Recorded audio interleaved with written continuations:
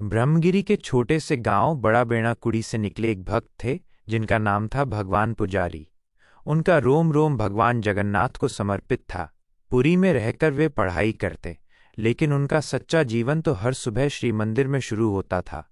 स्नान कर वो प्रभु के दर्शन करते और उनकी दिव्य आभा में लीन हो जाते। उनके लिए जगन्नाथ प्रभु सिर्फ एक देवता नहीं बल्कि जीवन की सांस थे। लेकिन प्रभु की लीला भी अद्भुत होती है। सन 2021 में उनके पैर में एक छोटा सा कांटा चुभा, जो देखते ही देखते एक भयानक घाव बन गया। 5 महीने तक असहनीय पीड़ा रही, पर कोई दवा असर न कर सकी। अंततः ऑपरेशन हुआ और वे थोड़े ठीक हुए। उनका मन तड़प उठा, हे प्रभु, कब तेरे चक्र नयन के दर्शन होंगे। लेकिन प्रभु की परीक्षा अभी बाकी थी। 2022 में वही घाव फिर से उभर आया और इस बार दर्द और गहरा था।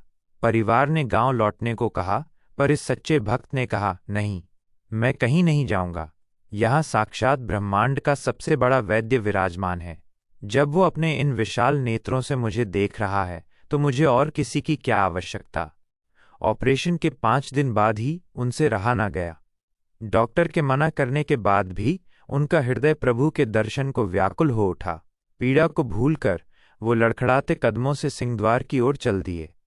मंदिर में जाकर जब उन्होंने प्रभु के चक्र नेत्रों का दर्शन किया तो उनकी आंखों से अश्रुधारा बह निकली।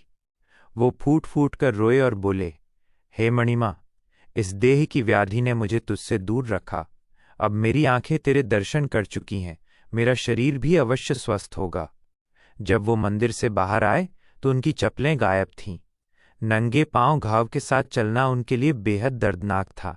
इस पीड़ा और निराशा में वो प्रभु से शिकायत कर बैठे, क्या ये तेरी परीक्षा है ठाकुर? अगर ऐसा है तो मैं अब तेरे द्वार कभी नहीं आऊंगा। दुख और दर्द में डूबे वो हॉस्टल लौटे और रात भर प्रभु का नाम लेते रहे। रोते रोते उन्हें नींद आ गई। लेकिन सुबह जब उनकी आंख खुली तो एक चमत्कार हो चुका था। घाव पर एक परत जम गई थी और दर्द बिल्कुल नहीं था। धीरे धीरे वो चले तो ऐसा लगा मानो कोई घाव था ही नहीं। 7 दिन के भीतर जो घाव ठीक होने में 15 दिन लेता, वो पूरी तरह से सूख गया था। यह अनुभव देख भक्त भगवान पुजारी श्री मंदिर की ओर दौड़ पड़े। पतित पावन के सामने नतमस्तक होकर उन्होंने कहा, हे मणिमा, मुझसे भूल हो गई। मैं तुम्हारी लीला समझ नहीं पाया। तुमने मुझे नंगे पांव इसलिए चलाया ताकि मैं ये समझ सकूं कि तेरा मार्ग भले ही कठिन हो, पर तू अपने भक्त को कभी अकेला नहीं छोड़ता।